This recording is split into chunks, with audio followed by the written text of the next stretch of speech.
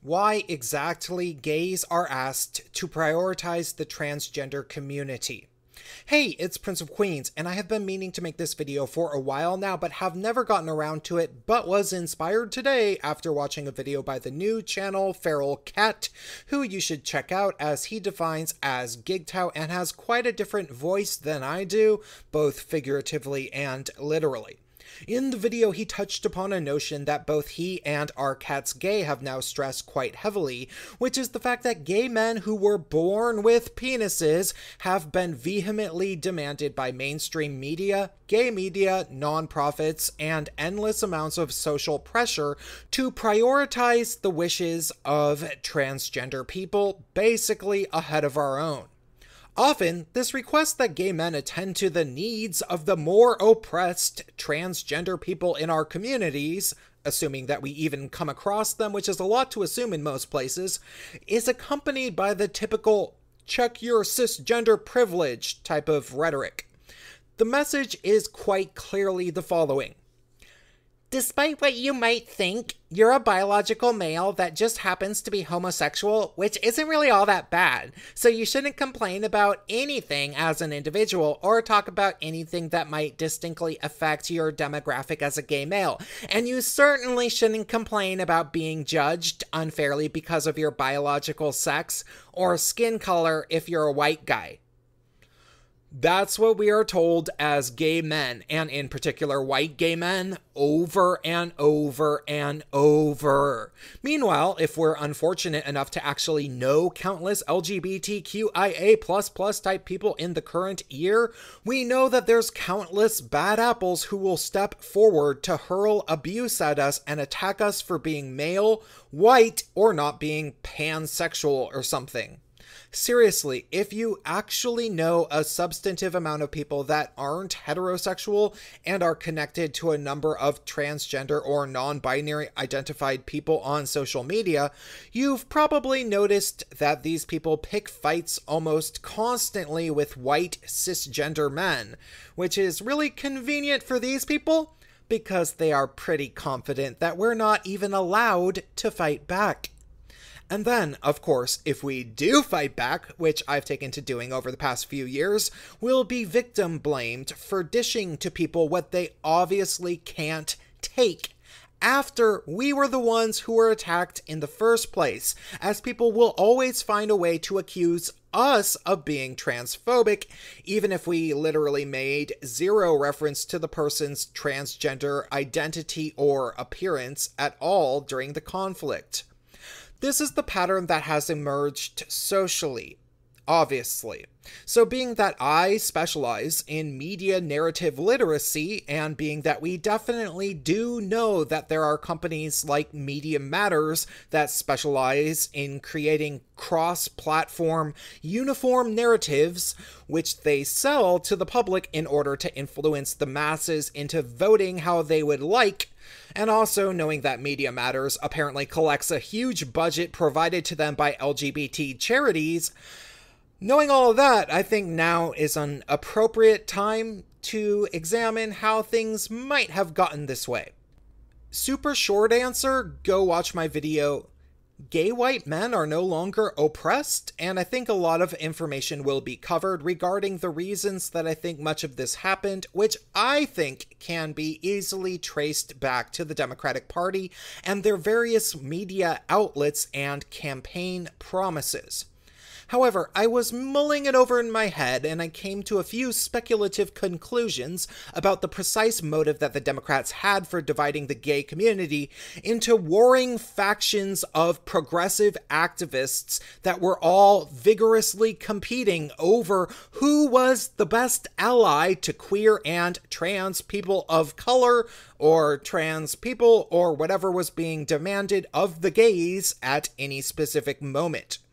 Truthfully, the main thing that I think this really comes back to is actually starting to become an ongoing theme in my videos recently, which I would have likely thought was crazy talk 2 or 3 years ago, but I keep having to bring up on account of the fact that I've read the evidence as compiled by the criminals themselves, and all of the evidence points back to communism.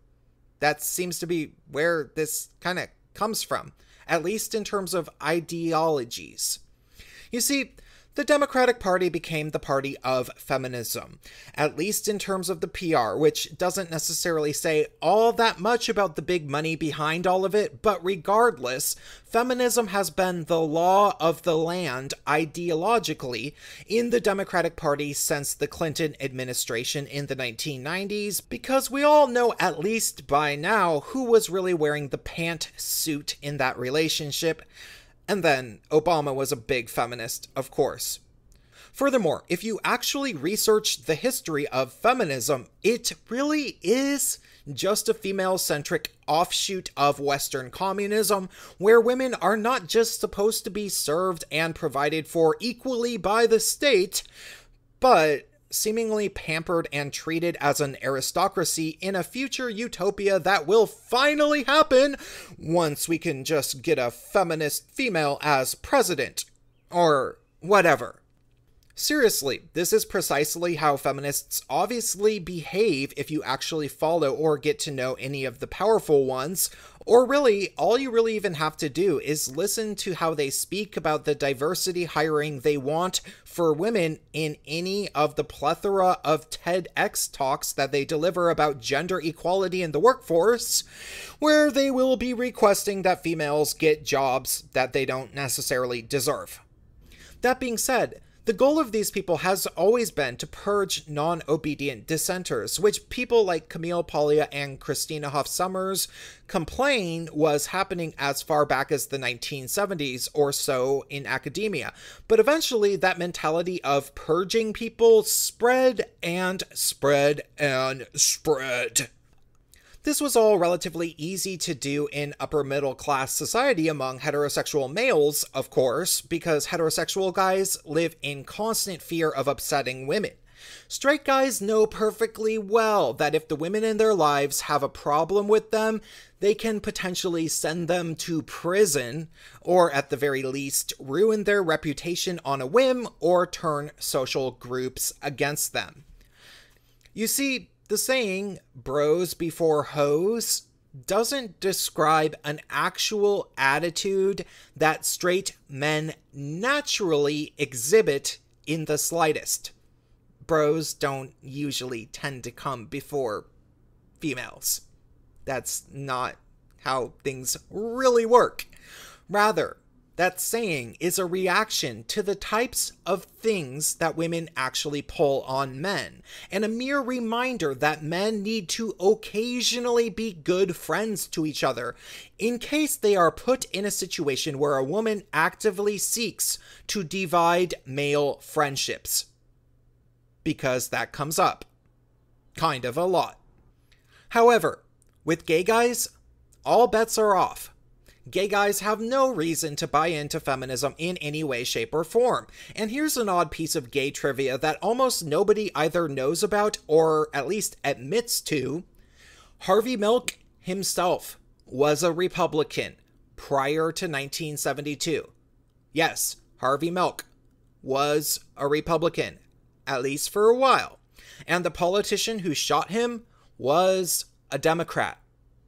Which shows just how confusing the political history of gay men really has been. Mind blown, huh? Gay guys have no intrinsic reason to go along with what women want them to do. Gay men have no intrinsic reason to align with an ideology that actively demonizes their maleness and the males that they are attracted to. And gay males have no fear of being lied about as sexual predators by women, though maybe we should, because feminists started making stuff up and saying we grope women constantly, so, forget about that one, never mind, we do have everything to fear about feminists, they'll lie about us too, apparently. Regardless, all of this means two main things. One, that gay men are both hard to control for any political party on account of the fact that we have no reason to be anything besides completely selfish. And two, gay men are explicitly non-loyal to feminist causes because gay men are generally non-loyal to women due to lack of interest. Thus, I think that the masterminds at the think tanks who work with companies like Media Matters probably thought long and hard about the gay male vote, realizing years before I even started thinking about this stuff that they were likely going to lose many gay male Democratic voters in the 2016 election. You see, the Obama administration undoubtedly kinda knew that same-sex marriage would be ruled constitutional by the Supreme Court on Obama's watch. But after that, they had almost nothing to offer gay men, aside from, I don't know, medical coverage for guys who have HIV.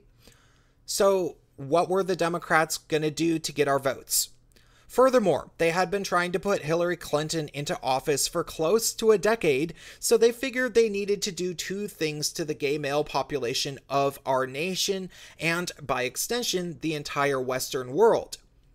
One, they needed to make gay men loyal to the feminist Democratic Party, or two, shun them socially and with potential blacklists so that they couldn't even get hired. And it largely kind of worked. People were terrified to defy feminism, at least publicly. Thus, the strategy that they came up with seems to be a focus on transgender issues and the completely Borg-like emphasis on intersectionality and being a good ally to the members of your supposed community that have it worse off than you do.